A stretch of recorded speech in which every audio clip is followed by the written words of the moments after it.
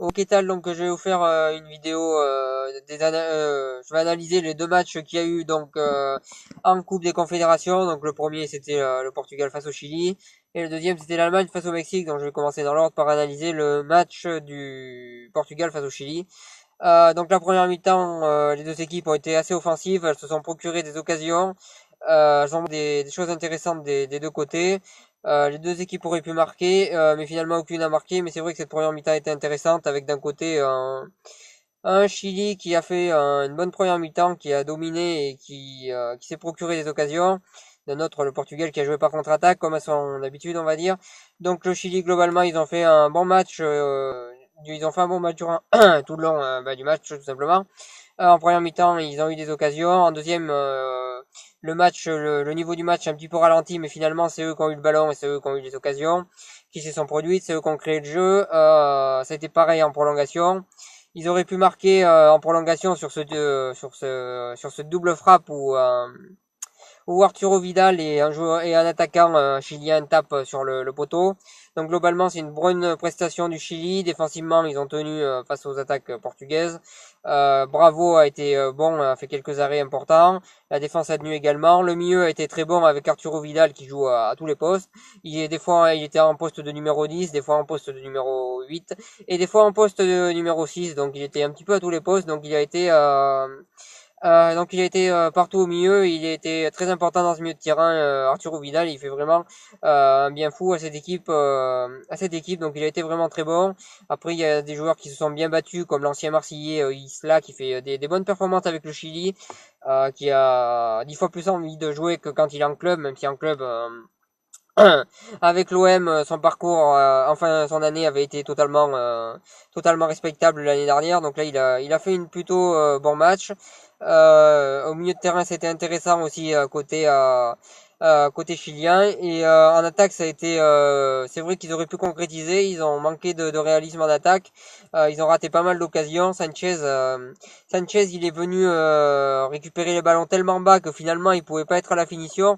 Donc c'est ce que je pense qui a un petit peu empêché les Chiliens de marquer parce que c'était jamais lui qui était devant le but et c'est globalement le meilleur attaquant de l'équipe du Chili. Donc c'est ça peut-être qui les a fait empêcher. C'est vrai qu'ils ont manqué de réalisme devant le but, mais ils ont fait une belle performance. Ils ont produit du beau football et ils méritent leur victoire au penalty avec Bravo qui nous réalise un triple arrêt, ce qui est assez exceptionnel. Donc côté portugais, ils ont plutôt bien défendu en première mi-temps, en deuxième aussi. Par contre, ils ont eu énormément de mal dans le domaine aérien. Font s'est fait prendre pas mal de fois par les attaquants chiliens, voilà, de la tête. Pareil pour Bruno Alves. C'est vrai que cette défense portugaise, elle s'est fait prendre de la tête, mais mes ballons au pied, voilà, personne n'est passé. Ils ont été plutôt pas mal quand même. Ils ont fait quand même un bon match. Les deux latéraux aussi ont bien bloqué leur côté, que ce soit Eliseo ou Cédric, ils ont quand même été pas mal en défense, les Portugais. Ensuite, c'est vrai que par contre-attaque, eh ben, finalement, ils n'ont pas été très rapides. Après, c'est vrai que j'ai vu qu'on critiquait les choix de Ronaldo qui, à un moment, tirait à la place de donner le ballon. Je suis pas sûr qu'il y ait but s'il donne le ballon, donc voilà, je suis pas sûr que ça aurait changé grand-chose. Là, c'est vrai que la prestation de Ronaldo, elle est assez moyenne, mais c'est son jeu à l'heure actuelle qui est comme ça.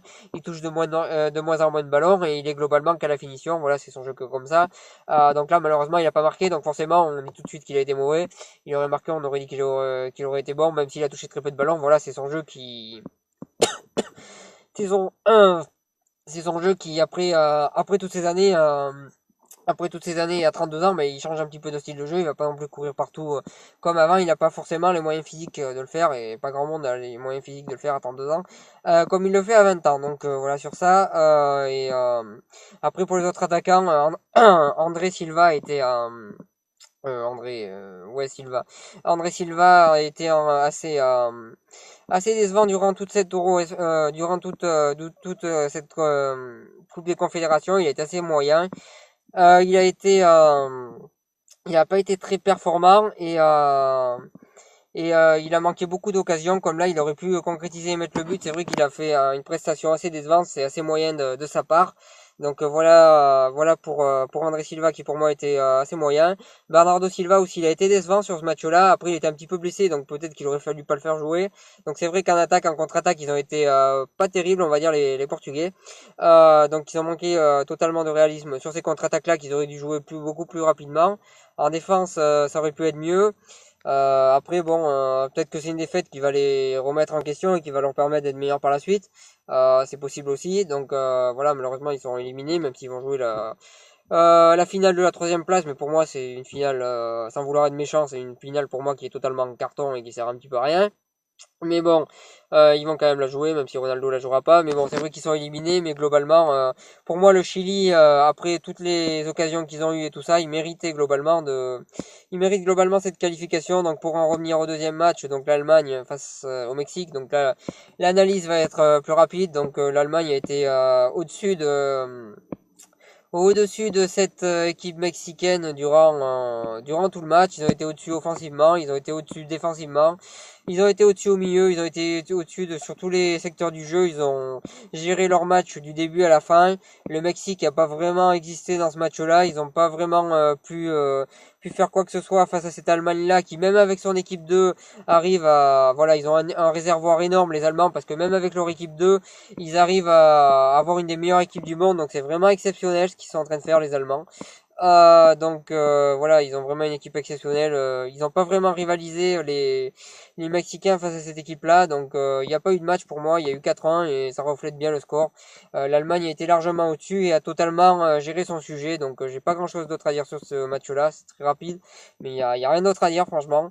Donc je vais dire un petit pronostic pour la finale. Je vais dire, moi je vois une victoire du Chili 2-1, tout simplement parce que le Chili ils ont leur équipe type et que l'Allemagne ils ont une équipe pas type et je pense que ce Chili-là peut gagner. Donc je vois une victoire 2-1 du Chili avec un doublé d'Alexis Sanchez. Donc on verra, mais moi en tout cas je vois ça et je pense que le beau football offensif chilien va l'emporter et ils vont gagner cette compétition. Donc voilà ce que j'avais à dire pour cette analyse. Demain je vous ferai une vidéo pour vous parler de Montpellier en football vu que leur président est décédé hier, donc je vous ferai une vidéo pour parler de la situation globale de Montpellier à l'heure actuelle, du coup, vu que forcément ça va changer des choses.